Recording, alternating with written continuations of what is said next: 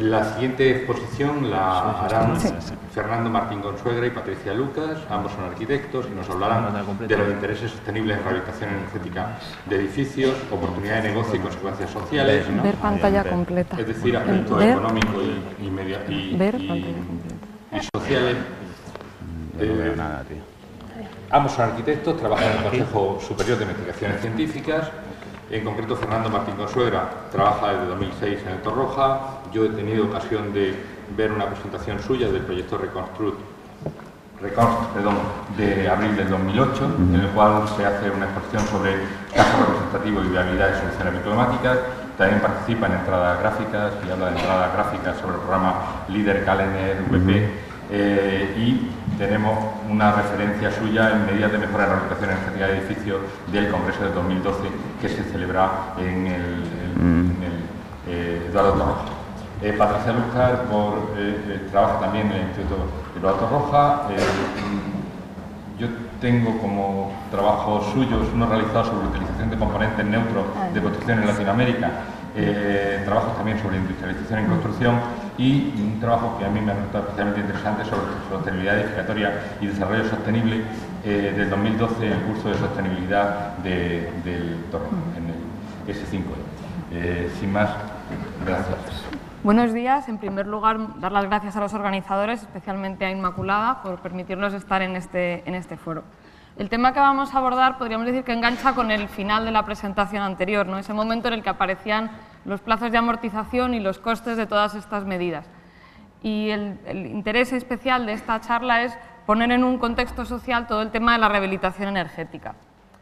A nadie se le escapa que la reorientación del sector de la construcción hacia estas nuevas acciones tiene que ver con un momento económico muy especial que se está viviendo en este país y que ha generado pues, un interés por parte del sector de la construcción en el tema de la rehabilitación que hasta este momento no había sido objeto de una atención prioritaria.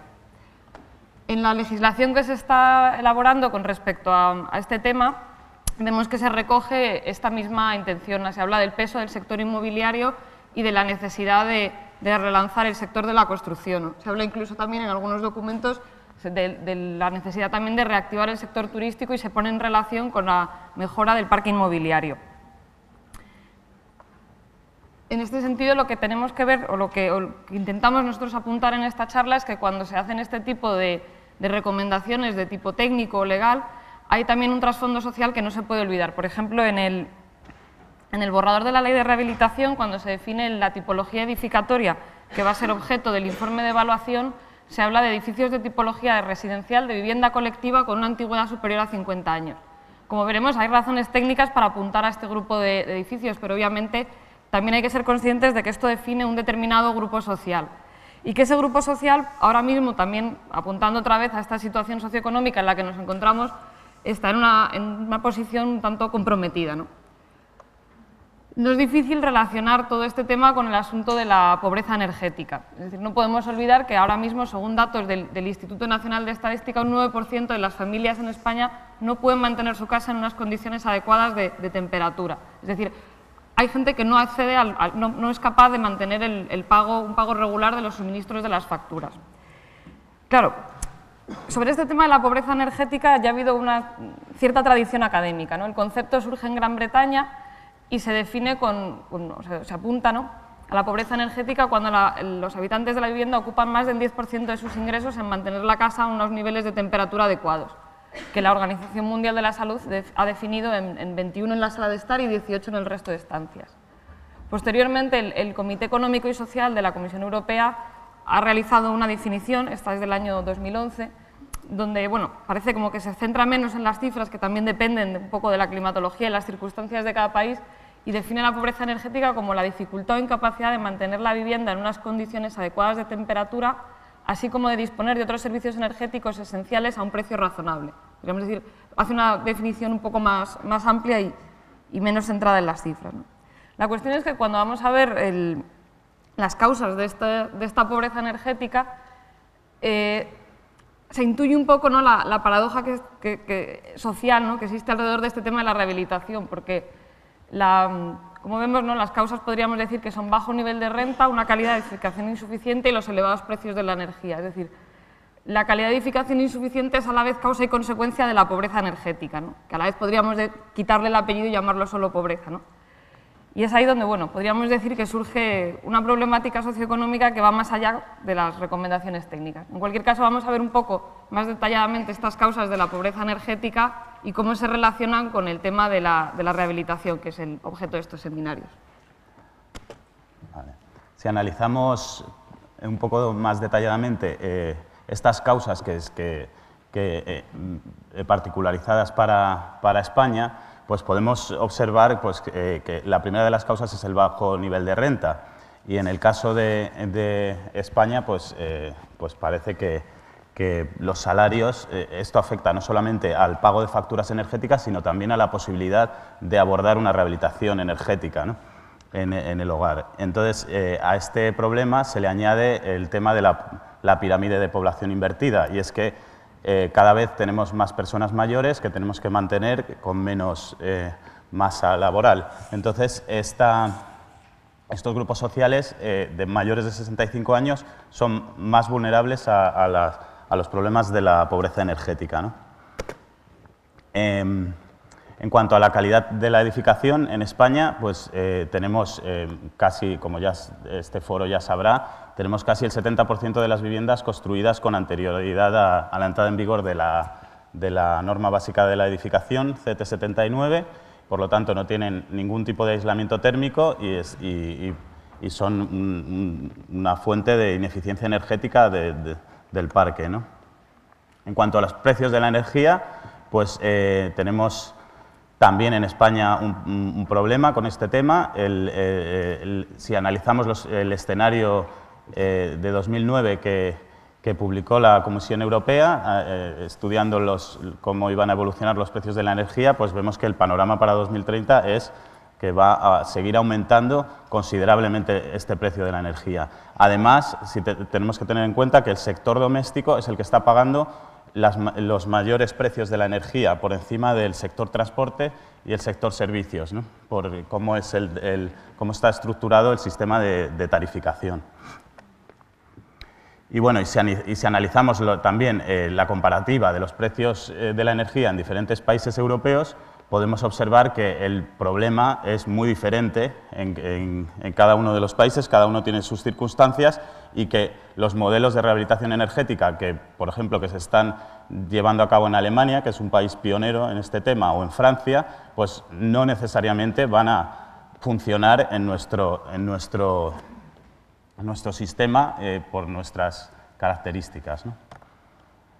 Y bueno, pues otra de las causas de pobreza energética y del elevado precio de las facturas es la liberalización del mercado de la energía, que ha sido una de las políticas centrales de la Unión Europea, ¿no? Desde el Consejo de la Energía, que tuvo lugar en 1987, los objetivos eran lograr un sector competitivo para que la propia competitividad bajara los precios, pero la realidad es que se ha producido una sustitución de monopolios públicos o llamados monopolios públicos de la energía por oligopolios privados que ya tienen poder suficiente como para imponer sus condiciones a los gobiernos, ¿no?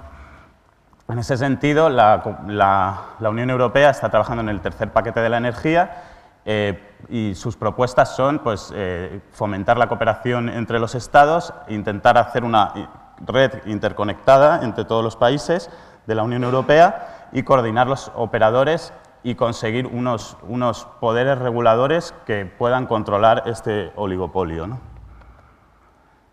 Bueno, y las consecuencias de la pobreza energética, pues las principales son los problemas de salud, especialmente son problemas respiratorios para niños menores de 16 años o para personas mayores de 65, que son las más vulnerables, pero también se ha investigado problemas psicológicos de integración social en personas adultas, ¿no? El endeudamiento por no poder hacer frente al pago de las facturas y bueno, pues el deterioro del parque edificado, que al no tener un mantenimiento y tiene problemas de humedades, pues se acelera cada vez más y bueno, pues esta ineficiencia acaba siendo un problema añadido más para el cambio climático, ¿no? Se han estudiado algunos indicadores sobre este tema y bueno, pues de las encuestas de calidad de vida que ya hace Eurostat, pues se pueden hallar algunos indicadores para tratar de valorar el tema de la pobreza energética, y estos son pues la incapacidad de mantener la casa a temperatura adecuada, que es un indicador subjetivo que depende de cada persona, y el porcentaje de población que tiene deudas o retrasos y cortes de suministro por no pagar las facturas, y el número de viviendas que tienen goteras, grietas o otros problemas, ¿no? En cuanto a las medidas a tomar para solucionar la pobreza energética, pues está la creación de organismos reguladores. Decimos, pues necesitamos un observatorio de la pobreza energética a nivel europeo que utilice los mismos datos y la misma forma de obtenerlos en todos los países para que podamos tener una visión cross-country que pueda ser comparada. Y en ese sentido, el Comité Europeo Social y Económico recomienda que el tema de la pobreza energética se incluya dentro de las políticas energéticas de los países, ¿no? El fomento de la generación distribuida de energía también puede ayudar a resolver los problemas de pobreza energética. Donde no llega, una autosuficiencia puede evitar las pérdidas que se producen por el transporte de la energía, que son muy altas, están estimadas en España entre un 7 y un 10%. Incidir en el precio de la energía, que también es una solución, pues hacer tarifas como la tarifa de último recurso que acaba de terminar a finales de 2012 en España, pues tarifas sociales o prohibición de desconexión en periodos de invierno, como ocurre en Francia, que no está prohibido que ninguna compañía de suministradora de energía pueda cortar el suministro en meses fríos. Y luego también se pueden incorporar ayudas económicas destinadas a las familias o a los hogares con bajos niveles de renta. El tema de las medidas, que son muy necesarias, de las ayudas económicas, es que no fomentan una eficiencia energética, sino que pues, simplemente aumentan el consumo, ¿no? Entonces, en ese sentido, la solución más adecuada para potenciar esa eficiencia energética es pues la mejora de la calidad térmica de la edificación, y que además es un tema que soluciona el problema a largo plazo, y que, bueno, pues, lo único que hasta ahora, la forma de financiarla que se ha tenido, pues, por ejemplo, hay modelos en los que empresas energéticas adelantan la inversión para luego descontarla en los ahorros que se produzcan en la factura, pero estos modelos no sirven para hogares en los cuales haya problemas de vulnerabilidad energética, puesto que estos ahorros no está garantizado que se produzcan, ¿no? Claro, como veíamos antes, el tema de la mejora de la calidad térmica socialmente se siente como una necesidad, pero no deja de resultar paradójico que precisamente en aquellos hogares donde no se puede hacer frente a la factura de suministros, porque la edificación son facturas que son muy altas, entre otros motivos, porque la edificación tiene una calidad muy mala, pues difícilmente, si no se puede hacer frente a las facturas, se va a poder hacer frente a la rehabilitación. En cualquier caso, algo que habría que plantearse antes de empezar a pensar en la rehabilitación energética es cuál es el estado del parque edificado en España.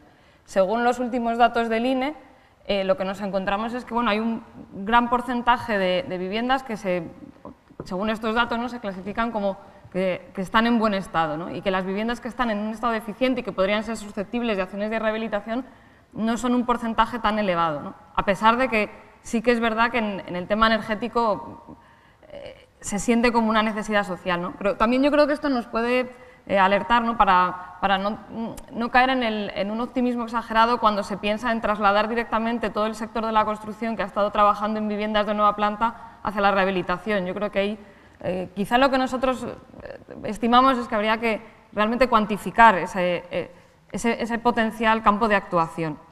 Por otra parte, cuando ya nos centramos en esas viviendas que están en estado deficiente y empezamos a ver de qué época son, sí que es verdad que coinciden con el grupo de viviendas a las que se apuntaba en los textos legales. vemos que las viviendas construidas en los 50, 60, 70 en España son las que presentan un mayor alto grado de deficiencias. Y como decíamos antes, estas viviendas pues, apuntan a un determinado grupo social, que es el que, de cierto modo, pues, va a sustentar económicamente todas estas acciones. Y cuando nos planteamos qué información está recibiendo este grupo social, lo que nos encontramos es que podemos decir que todo este proceso se está un poco forjando sin contar con algún tipo de participación por su parte o de representatividad, ¿no? La información que está llegando no es una información comercial en la que se dan muchas veces recomendaciones generales que en algunos casos son perfectamente lógicas, como apagar la calefacción por la noche, ¿no?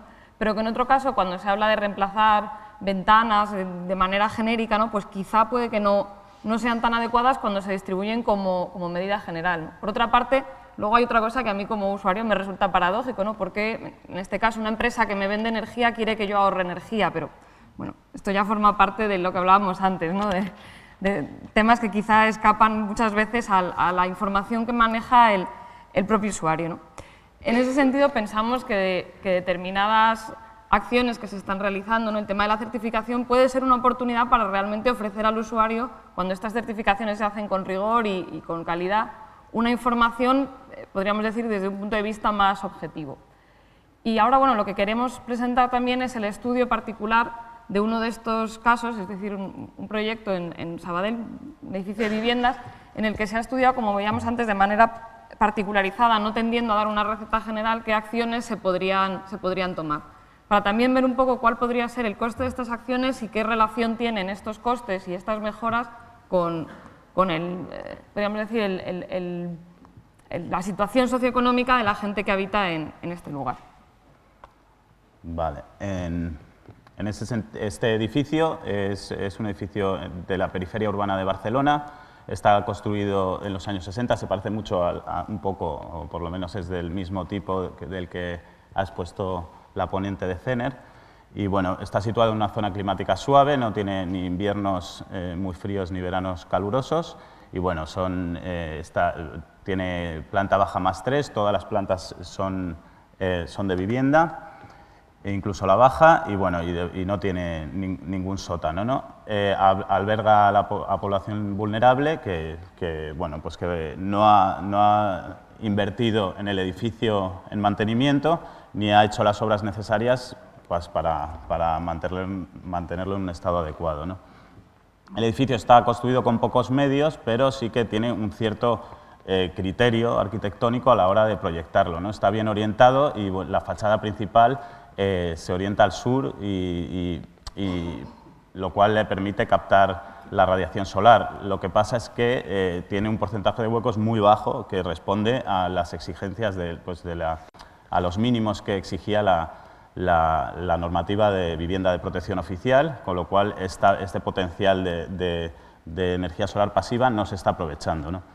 En el sentido de la refrigeración, pues hay 2 viviendas por núcleo de comunicación, con lo cual son viviendas pasantes y cuenta con muy buena ventilación cruzada y bueno, tiene a priori una buena respuesta en cuanto a la demanda de refrigeración, ¿no? Si analizamos la vivienda en el interior, pues tiene unas superficies útiles muy reducidas, el salón apenas tiene 12 metros cuadrados, la habitación más grande tiene 9 metros y bueno, pues esto hace que sea muy difícil pensar una rehabilitación energética desde el interior para esta vivienda, puesto que directamente ni siquiera cumpliríamos con las superficies mínimas, ¿no? A este edificio se le aplica la herramienta, nosotros hemos utilizado la herramienta CE3, que es la alternativa a la que ha presentado CENER, desarrollada por AP+, y bueno, pues hemos obtenido la peor calificación energética posible, una G, y bueno, la calificación energética la tenemos que utilizar para analizar cuál es el problema que tiene nuestro edificio y dónde vamos a tener que atajar, ¿no? En este caso, pues tenemos unas demandas de calefacción altísimas y en cambio en refrigeración nos estamos comportando bastante bien, ¿no? Estas demandas de calefacción se traducen en unos saltos de consumos de energía final y primaria y, bueno, y por lo tanto en emisiones de CO2 muy elevadas, ¿no? Entonces hacemos un estudio para ver qué medidas de mejora podemos proponer para este edificio. Nosotros trabajamos siempre la arquitectura, analizamos medidas pasivas de mejora de la edificación y no nos metemos en instalaciones. En principio, pensamos que antes de cambiar las instalaciones, antes de cambiar calderas, es muy necesario reducir la demanda energética de la edificación, puesto que eso nos va a permitir instalar instalaciones de menor potencia y además pues son medidas que para el problema de la pobreza energética, pues si no enciendes la calefacción pero tienes el edificio bien adecuado, pues tienes un confort. O si enciendes la calefacción por debajo de lo que se espera, dentro de los cálculos que hace el líder o la normativa, pues esa energía se va a conservar. Mientras que si tú cambias las instalaciones y pones unas excelentes, con muy buena eficiencia energética, pero no puedes encender la calefacción, esos ahorros no se van a producir, ¿no? Entonces, se analizan el aislamiento térmico de cubierta, fachadas y suelos y la sustitución de las ventanas, ¿no? En el caso de la cubierta se ha pensado, puesto que es cubierta plana, una intervención por el exterior. En la fachada un sistema SATE, ya que por el interior no podemos. En el suelo la cámara sanitaria es demasiado baja, por lo tanto no podemos trabajar desde fuera, así que hay que introducir un aislamiento en suelos por el interior, con los problemas de accesibilidad que esto conlleva, cambio de suelos, corte de puertas, en fin. Y las ventanas se sustituyen por unas nuevas con doble acristalamiento aislante. Entonces, solo voy a poner dos ejemplos de resultados que obtenemos para comparar pues, lo que comentábamos de estas políticas que van destinadas a cambiar todas las ventanas o a subvenciones para instalaciones, ¿no? Y bueno, pues vemos que actuando en la fachada podemos tener realmente podemos reducir la demanda de calefacción hasta unos niveles que quedan cerca de los valores de referencia que exige el Código Técnico para la edificación nueva, ¿no? Y que son exigibles para rehabilitaciones donde se renueve más del 25% de la envolvente. Y vemos que obtenemos una mejora de la letra de la certificación energética bastante considerable, llegando a conseguir un ahorro del 40%, una reducción de demanda. Y, en cambio, si analizamos los resultados que obtenemos en huecos, esto ha pasado lo mismo en la calificación energética en el ejemplo de Cener, pues vemos que la ventana, poniendo doble acristalamiento con cámara de aire de 15 centímetros, hemos llegado a conseguir un 10% de ahorro, que queda lejos del 40%. En ese sentido, pues estas subvenciones indiscriminadas a la sustitución de ventanas, pues lo que están haciendo es que están desviando nuestra inversión en el edificio hacia una solución que no es la más adecuada o la que va a obtener mejores beneficios para nuestro edificio. En cuanto a la acumulación, si analizamos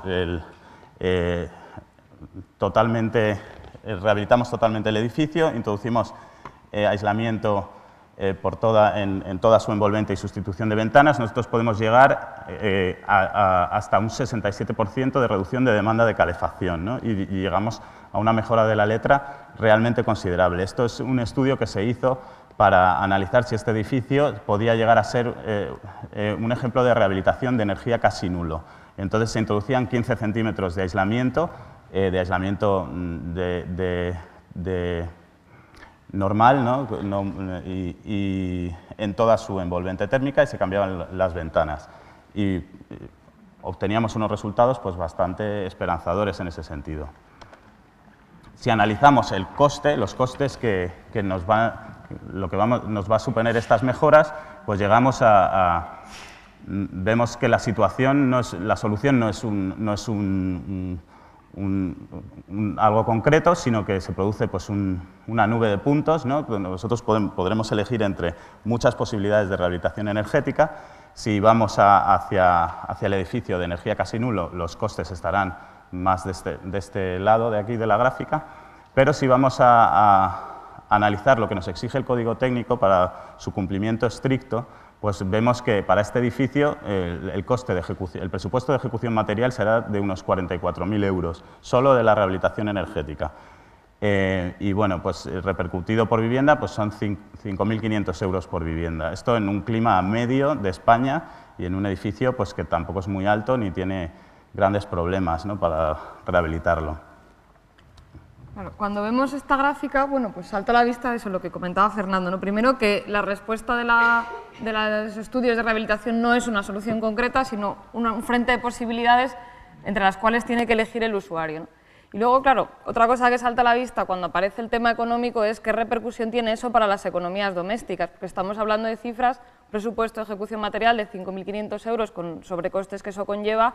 Son cifras que para determinadas economías familiares son importantes, ¿no? Y más cuando tenemos en cuenta el estado actual en que están pues, muchas de esas familias, ¿no? El nivel de endeudamiento es muy alto, incluso pensar en determinados pagos diferidos pues, no deja de ser añadir una serie de problemas económicos a situaciones que en muchos casos ya son muy comprometidas. Otro tema que hay que tener en cuenta y que se relaciona con lo que hablábamos antes del marco legislativo que envuelve a todo el tema de la energía es que nosotros hablamos siempre de reducción de demandas, pero la reducción de la demanda energética no siempre es directamente proporcional a una reducción del coste, porque la energía, como cada mes o 2 meses, que ya no sabemos muy bien, nos recuerdan en la factura, está sometida a una serie de impuestos y gravámenes, que en este caso, por ejemplo, es el 53%, es decir, la reducción de la demanda no implica esa reducción del coste, ¿no? Además hay otro tema y es que los plazos de amortización son de varios años y ¿quién nos garantiza que el marco legislativo que hay ahora es el que va a haber dentro de 10 años? Claro, cuando se empieza a hablar de plazos de amortización, también hay otro tema que es la interferencia de estos plazos de amortización con la situación, podríamos decir, socioeconómica y demográfica. Si miramos en el Atlas de Vulnerabilidad Urbana el porcentaje de población mayor de 75 años en Madrid, pues nos encontramos con que hay barrios donde es muy considerable.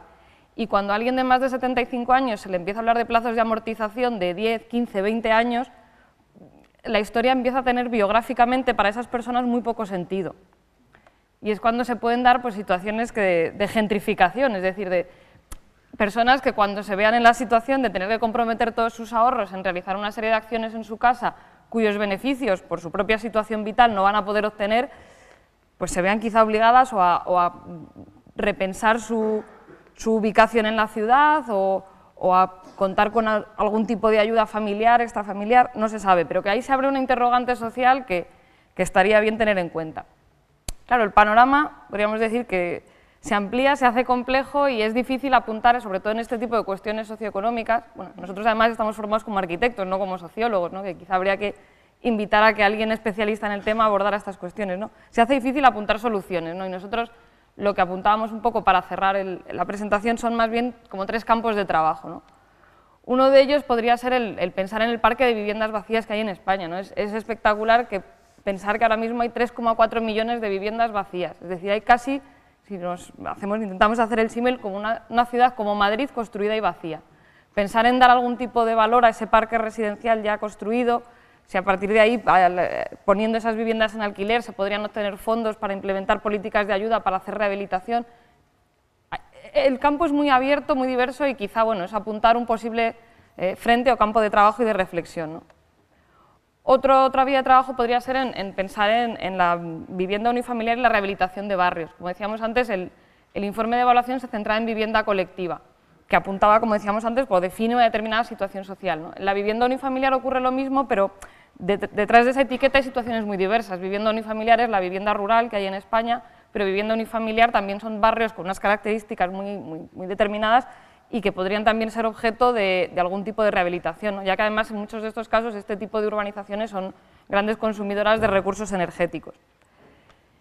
Y quizá como de tercera vía de trabajo, ¿no? Y casi como exigencia, ¿no? Para los profesionales sería la necesidad de fomentar la creación de plataformas de información y de participación ciudadana y del usuario más importantes, ¿no? No dejar que solamente esa información llegue por parte de las casas comerciales, sino también, especialmente pues desde las universidades o los centros de investigación, pensar en ofrecer una información al usuario que podríamos decir le ayude a tomar decisiones en toda esta problemática, ¿no? que a nivel individual pues van a tener que afrontar las economías familiares. Bueno, en ese caso, pues para terminar, intentar eso, apuntar a la complejidad del asunto y que incluso aunque nosotros veamos toda esta cuestión de la rehabilitación energética desde un punto de vista técnico, no podemos olvidar que tiene un componente social que tenemos que considerar y que debería ser objeto de algún tipo de estudio. Muchas gracias.